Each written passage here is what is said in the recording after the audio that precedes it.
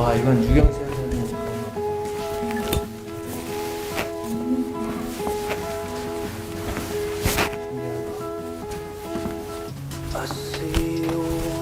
영원한 분노. 중절모도 있는 중절모. 나는 요즘에 개화기 시대 패션으로 좀 입고 싶은 느낌이 있어요. 레트로하게. 레트로하게. 옛날 패션이 은근히 좋은 게 많아. 그리고 지금 재영이도 쓰고 있는 안경이 저런 거란 말이야. 그치, 재영아? 예. 봐봐, 저 안경. 여기 다 옛날에도 다 돌고 돌던 패션들이야, 이게. 내가 봤을 때는. 그래서 재영이도 박정희 대통령 패션을 따라하는 게 아닌가. 근데 박정희 대통령 서거일 언제인지 알아요? 74년도인 걸로 알고 있습니다. 74년도? 땡! 아. 70년도다, 80년도다. 70년. 70년도? 79년. 79년 맞아요. 네.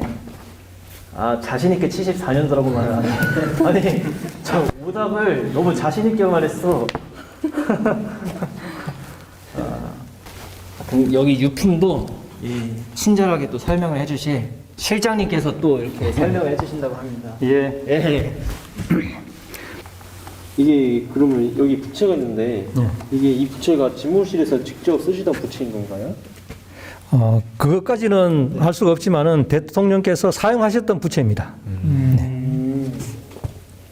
보존이 되게 잘 됐네요. 이거를 그러면 누가 지금까지 보관을 하고 그렇게 했던 거예요?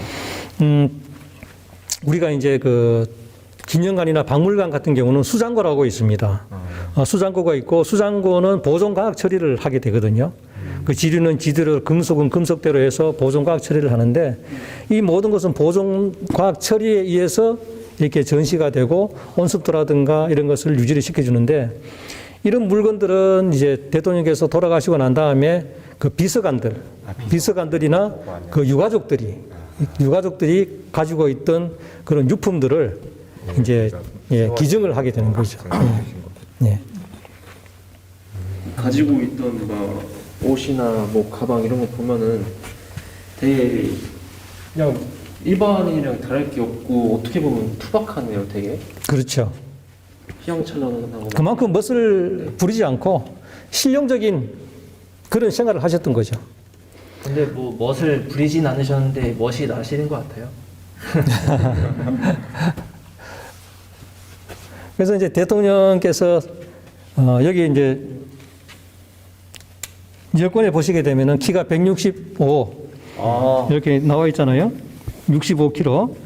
65면 예, 제 160. 키가 몇이지? 예. 저 73? 진짜? 네. 뻥 아니야?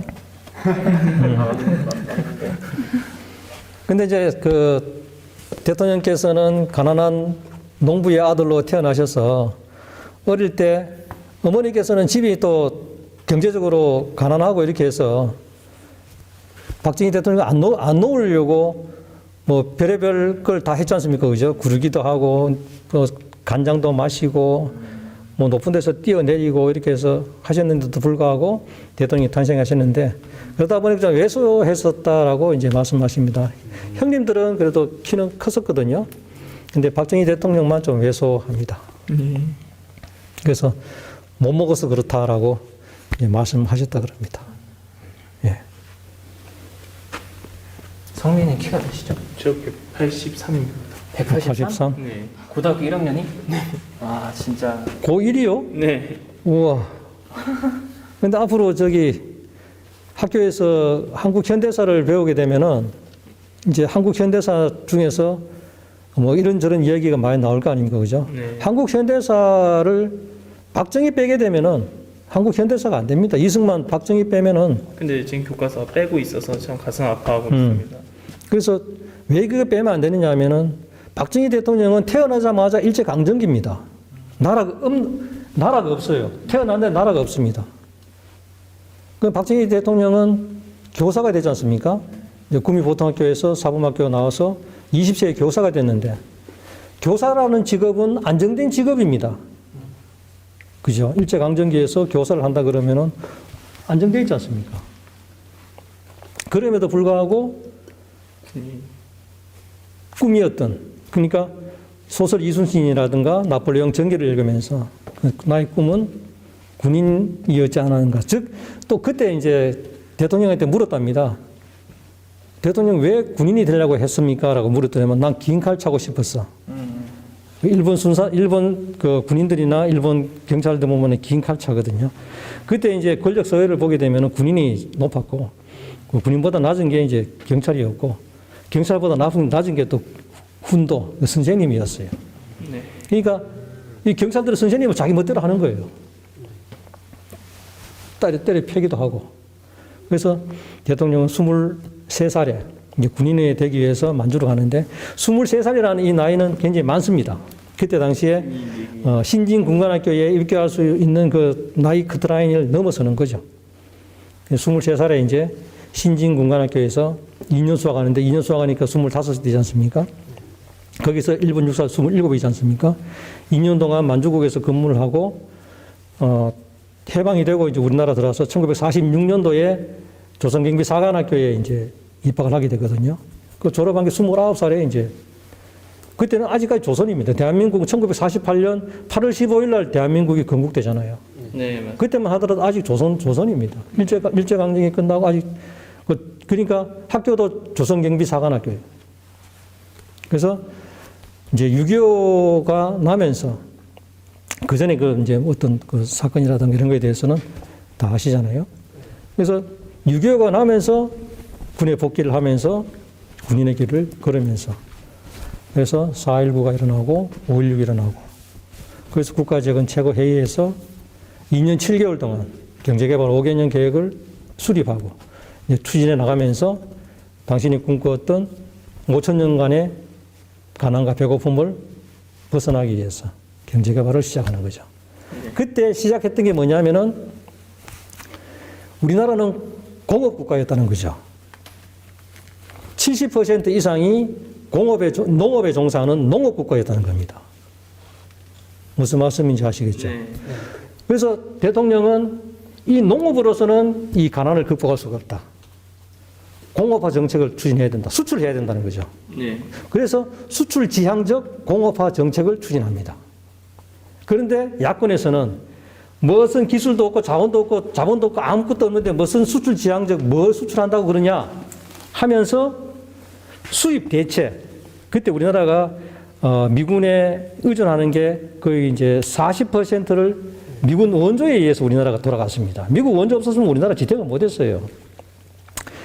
수입되는 이 공산품을 대체하는 공업화 그걸 해야 되고 그러고 농업국가에서 농업 생산성 증대시키고 그렇게 하고 그런 모든 이득이 중소기업 이런 데서 다 돌아가야 된다. 그런 정책을 야당에서는 주장했던 거죠. 그래서 대통령은 그게 아니야. 수출 지향적 공업화 정책을 추진하면서 생성된 게 구로공단. 지금은 구로 디지털 단지로 바뀌었죠. 구로공단을 만들고 거기서 이제 그 안테나 라디오 만들고 가발 뭐 이렇게 해서 경공업 위주의 수출품을 만드는 거죠. 그게 이제 부족하니까 부평공단, 중앙공단 이렇게 이제 확대해 나가게 됩니다. 그렇게 해서 64년도에 최초 1억 불을 달성하면서 11월 30일 수출의 날을 제정했고 지금은 12월 5일이 무역의 날로 이렇게 하고 있습니다. 무역 1조 시대다 그러지 않습니까? 수입과 수출이 1조를 넘는 거죠. 그래서 12월 5일 날이 무역의 날로 지금 기념을 하고 있고 그때만 하더라도 11월 30일 날이 수출의 날로 이렇게 기념을 했죠. 그렇게 해서 경공업 위주로 하다 보니까 물론 우리나라도 경공업 위주로 했고 대만도 경공업 위주로 했습니다. 지금도 대만은 경공업 위주의 수출을 하고 있잖아요. 우리는 73년도에 중화공업화 정책을 선언하면서 중화를 단행했고 그래서 우리나라가 3만 불 시대인데 아직 대만은 2만 불 시대일 겁니다. 그래서 대통령이 중화공업화를 추진하면서 우리나라는 수출이 기하급수적으로 이제 늘어가게 되는 거죠. 그런데 그런 일련의 과정을 봤을 때 이승만이 자유민주주의 토대에 의해서 박정희 대통령이 조국 근대화를 한 이 30년을 빼버리면 우리나라 현대사를 뭘 배운다는 거예요? 맞습니다. 없잖아요. 예, 박정희 대통령께서는 1979년 10월 26일 날 서거하셨는데요. 이 코너는 대통령께서 사용하셨던 그런 유품을 전시하고 있습니다. 1979년 10월 26일 날 대통령께서 김재규의 총탄에 쓰러지셔서 국군 수도병원으로 가시게 되는데, 그때 그 군의관이 오신 이분이 대통령인지 모를 정도로 굉장히 검소한 복장을 하고 계셨고, 이제 옷도 남루하셨고, 구두도 뒤축이 낡아서 이렇게 있는 그런 모습, 혁대도 좀 낡은 그런 혁대, 시계도 그랬었고, 그래서 군의관도 이분이 코드원, 그때 이제 대통령을 코드원이라고 이렇게 명명하거든요. 코드원인 줄 몰랐다 할 정도로 검소한 생활을 하셨습니다. 여러분께서 보시는 바와 같이 여기 있는 여행용 가방 같은 경우에 수행했던 비서관이 저 내 가방 내가 대통령께서 해외 나가실 때 들고 다녔는데 할 정도로, 지금 보시기 어떻습니까? 굉장히 낡았죠. 낡았지만은 대통령께서는 저런 거에 개의치 않고 정말로 국위 선양을 할 수 있는 그런 거 있으면은 이런 물품에는 크게 신경을 쓰지 않으셨다는 걸 여러분들이 볼 수가 있습니다. 부채라든가 들고 다니셨던 가방, 복장 이렇게 보시게 되면은 굉장히 검소한 생활을 하셨다는 걸 알 수 있고, 대통령께서 돌아가시고 난 다음 청와대를 이제 정리하기 위해서 들어갔더니만 그 수세식 화장실 그 물바지에 벽돌이 들어가 있었다. 대통령께서 물 조금 안 아낀다고 해서 뭐 문제가 됩니까? 아니지 않습니까? 그럼에도 불구하고 벽돌까지 넣어서 물을 전략하는 그런 대통령이었다. 검소한 생활을 하셨다는 거죠. 특히 대통령께서는 78년도에 제9대 대통령으로 이제 통일주체 국민회의에서 9대 대통령으로 이제 당선이 되시고 다시 임기 6년을 시작하게 되어 있었던 거죠. 그런데 이제 집권을 오래 하다 보니까 야당에서는 이 대통령이 될 기회가 없지 않습니까? 그죠? 그 기회도 없고, 그 장기 집권에 대한 그런 국민들의 불만, 이런 것이 이제 표출이 돼서 부마 사태가 일어나게 됩니다. 부산 마산에서 시위가 일어나게 되는 거죠.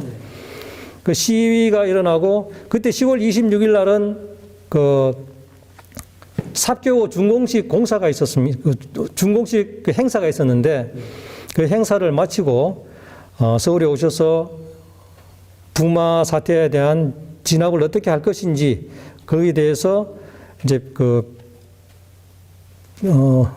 안기부장,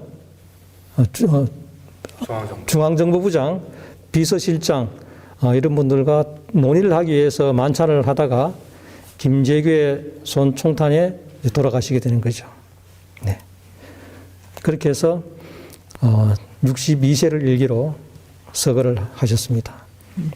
유경수 여사는 1974년 8월 15일 날 49세를 일기로 돌아가셨고요. 그 두 분은 지금 동작동 현충원에 안장되어 있습니다. 그래서 매년 10월 26일이 되면은 추도식이 열리는데 올해가 42주기가 되겠습니다. 예, 네. 맞습니다.